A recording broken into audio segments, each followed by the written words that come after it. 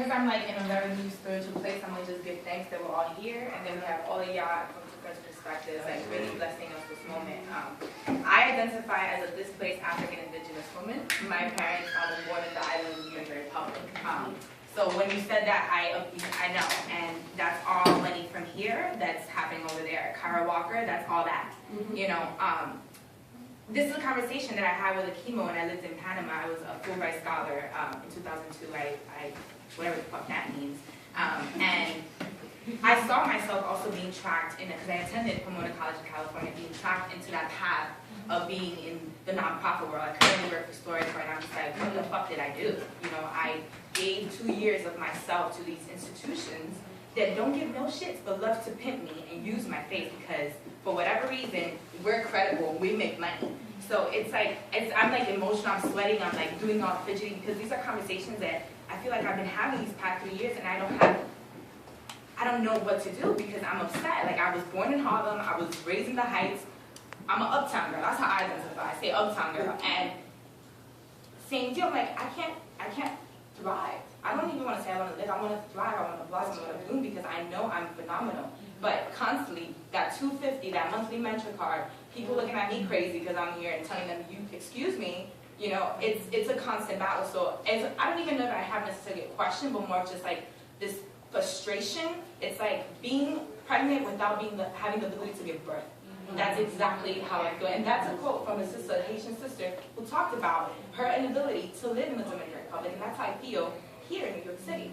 So, I mean, sorry, y'all. I just had to let it out because it's real. It's real. And also, I had this conversation again with my beautiful sister over there. It's like, I'm a writer. I can paint. I can do all that stuff. But I can't bring myself from a full-time job that I work in Brooklyn. Everybody in the office ain't from New York, but they work in Brooklyn. They can walk to work. I live over here. It takes me over an hour to get there. I can't come home and write. I don't fucking want to write. I don't want to paint. I can't afford paint. Right, that's right. You know, so it's like, I guess I answered my question because last week I was down. I was blaming myself for my inability to create. And I was like, well, you're not a fucking artist. You're not doing any of that. And I know it's not me. It's not me. So, thank you. I think I echo, especially the first part, thanks to everyone for being here and then for your amazing comments. One of the things I think that was happening in the initial conversation was, as we define gentrification, the fact that a lot of times that ends up in displacement. And a big problem with that is the fact that our stewards, our policymakers, our business leaders here and our business leaders globally who affect what's happening on the ground are not really thinking about the local community. And one of the things you mentioned was that we should ask our stewards and we should pressure our stewards to have that mindset. No, not ask. Demand. So we voted them in. So I think, well, yeah, some of us voted them in. But, fair. But I think my question is, what happens beyond stewardship? Because I think what the person who was sitting here was saying was that I think we can't expect that. And especially as we go back to Nancy Koch's article and just general history, we can't expect our stewards, which I don't think is real, to really come back to this community and really care about their desires, about their aspirations.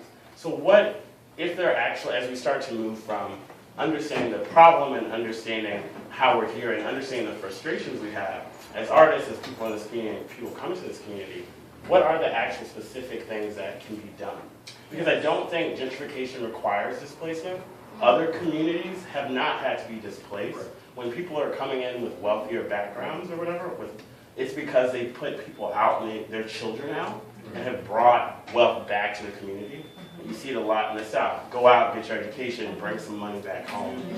So it's like, what are the actual, at your perspectives or just in general in the group, what are the actual movements we can do as artists, as future leaders, as current leaders, to think about what are some actionable next steps to move forward?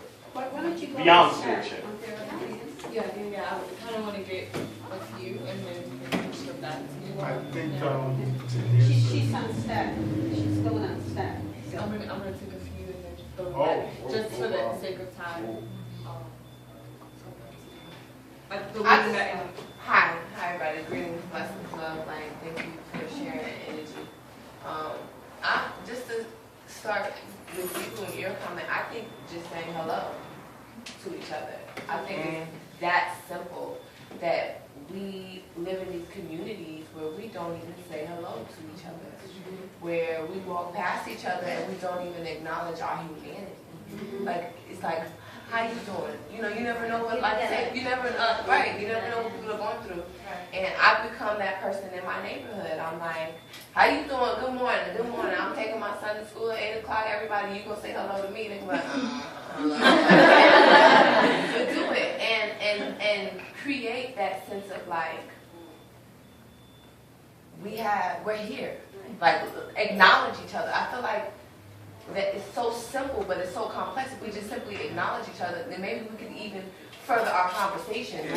Because we have a lot of healing to do in our communities, and that it's so complex that we don't, everybody has their own starting point. But if we just acknowledged each other on a human level, hi, how are you? Maybe the conversation can go further and further and further until we lift the vibration to a place where we can get the work done. I think like what you said is really powerful, because you kept on saying unite, we have to unite, we have to unite when we come into these arts organizations and institutions, and I feel like the Black community needs to redefine what being Black means.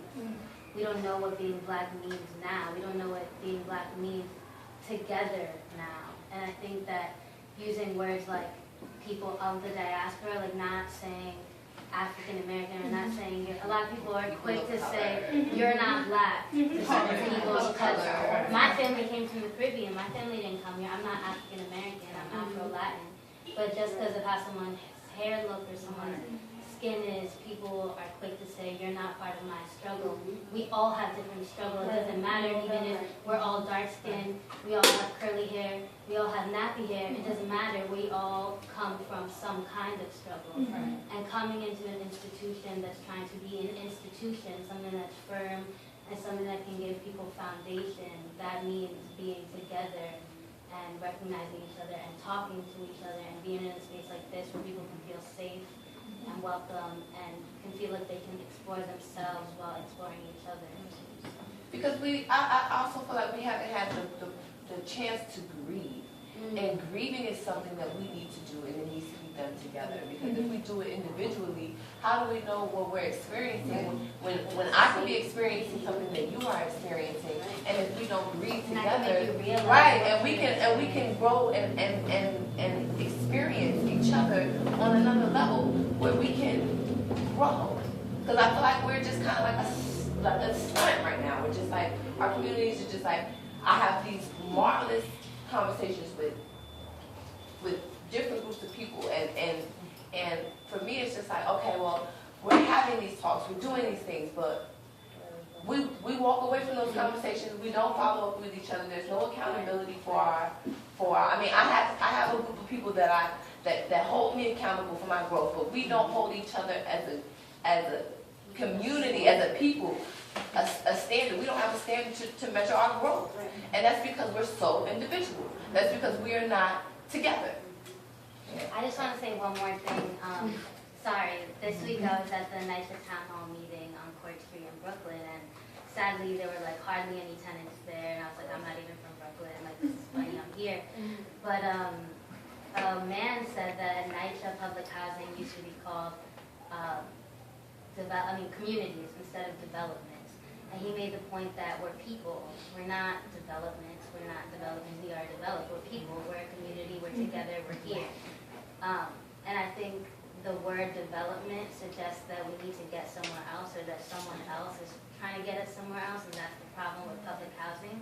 It's not about what the people want, and it's not about what the people say, because NYCHA was talking all this bullshit about taking care of repairs and taking care of work orders, but all the women there were talking about all the mold that was in their house, all the rat infestation, all the bed bug infestation, how rude the management is, and that comes from, too, there not being a voice, because there's always that one old lady in the public housing that tries to hear what everyone's saying, but no one's really trying to help her out. They just let her go to the meeting, on their own and have to fight and scream until nothing happens because they want everyone to riot in the street before something happens, and that's what has to happen. People have to have their voices heard, and yeah, I know you wanted to say something. I did. Oh, someone else.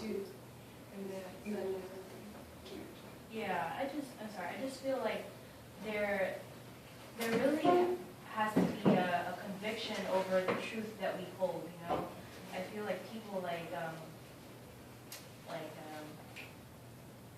Akeema, what did I forget his name? No. Not Malcolm X, Martin Luther King, yes, he was speaking. I don't know why I forgot his name, but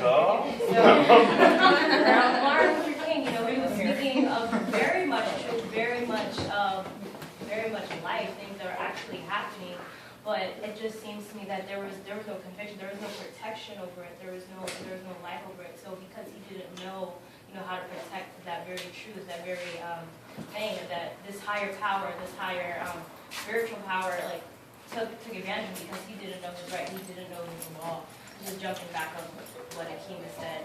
But I also relate that also to my personal experience, you know, being in an educational system where I was thinking that I was going to be knowing the culture of hip-hop dance, but I was much persuaded into a hierarchy of sexual kind of things going on and just a whole bunch of craziness. But I eventually learned that, you know, what people usually speak on truth, they speak on truth, but they don't live by it. It's something that you have to be wary of, you know, because the saying that we want to listen and it's hard to hold to it because we're not even aware of the things that we're consuming. Like I said, like even the food that we're consuming, there's truth in it that we're not even aware of. There's chemicals in it that makes our brain think certain ways that helps us, you know, to stay contained in these type of damaging thoughts, these damaging experiences. So just staying to that truth and having conviction over the truth is just something that's very important in order to like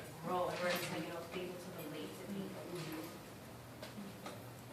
I wanted to say something in reference to what you're saying, like how can we as a community create, because there's gentrification, like the world is I think consistently going to change, and there is nothing we can do to an extent about change. Change is inevitable, and I think, you know, like a lot of us talking about, we have conversations with creative people that we are always creatives, and I, for like a year or more, began curating. I was given spaces and saying to all my friends, I want you to showcase your work. I want to get together. If you're, you know, like you were saying earlier, you're a writer that could also be my stagehand. I could also do my lighting and all of these things, and we can learn from each other and make new possibilities. And no one showed up.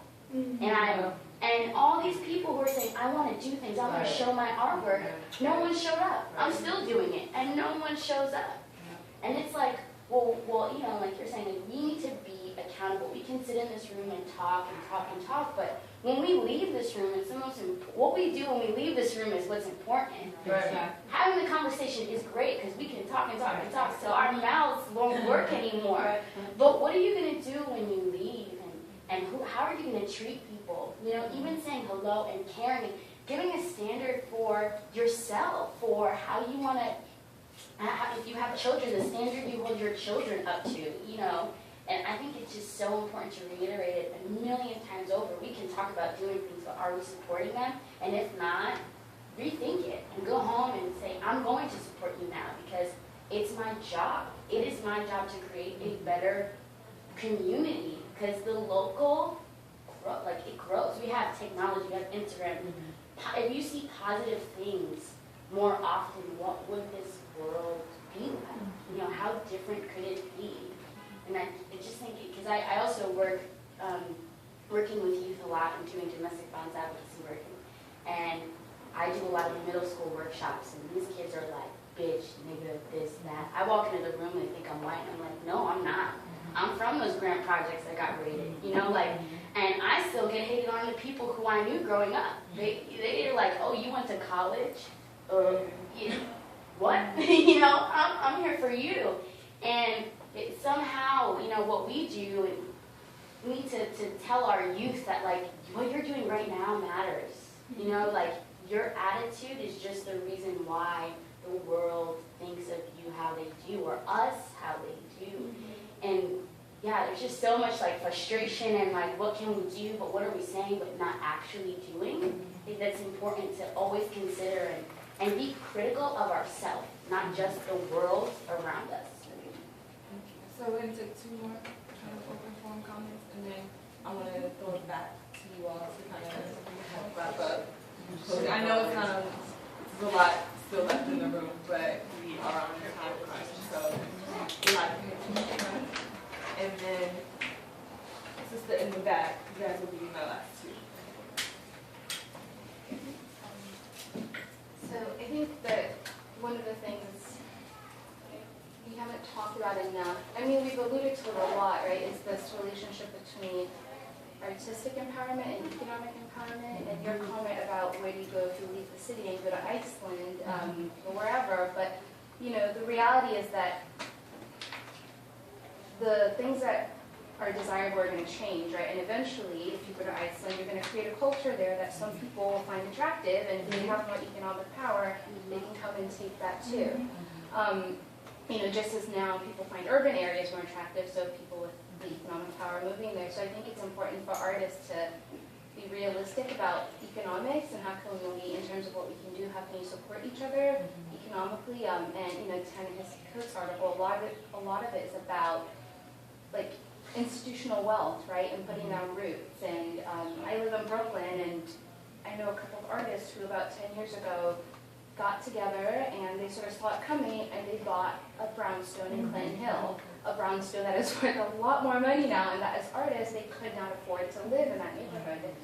And so I think you have to ask yourself, what are the really concrete economic things that we can do to make sure that if it's Iceland or Mississippi, you don't get pushed out of there too. And so yeah, I'd like us to continue those thoughts too about really concrete, you know, I'm an economist, so sorry to bring it to you. Sorry to bring it to money, but it's a lot of it is about money. Absolutely. I just wanted to add that I'm from Detroit. She is too. We've been here for about 2 years, born and raised there, and you know, Detroit is majority Black and Black American, even from diaspora as well, but mainly Black American. And I'm 25, and as long as I can remember, Detroit's always had like a bad record. I think my parents were very like pro-Black, like what's that? Don't be sorry. It's just hard to leave here and come here and see that Black people are in this place. And where I'm from, it's the same thing. And the like denial of city services, like, you know, it's not just about race or class, it's about race. Like, I grew up middle class, like, I know people who grew up upper middle class, lived in the city and couldn't get their garbage picked up, couldn't get the police to come to their home. So now that all of those people have taken their money and left the city, the only people left are the ones who can't leave, and because they can't afford it, and homes are selling so fast to people who aren't from Detroit, who don't give a fuck about the city and our legacy with like just Black empowerment and like things like that. So, but there is a Black arts community there that is thriving and that is trying to at least be like, we may not be able to save the whole city, but like preserve that Black mentality of power, empowerment, and like love and community. And I think that's the main thing that I feel here is like community. So we should like try to focus like, okay, Harlem, okay, New York, but like don't forget that there are communities in smaller places like Detroit, like, I don't know, well, DC is kind of big, but just smaller places that need that support, that need to know that, oh, it's not just Detroit that's crumbling, basically. And like, the community aspect here is beautiful, and I just want us to be able to connect across state lines, if that makes sense, because we all need to support each other and know that this is happening, and that we can at least support each other and make it some sort of change, if it's just mentally, but just something. Thank you.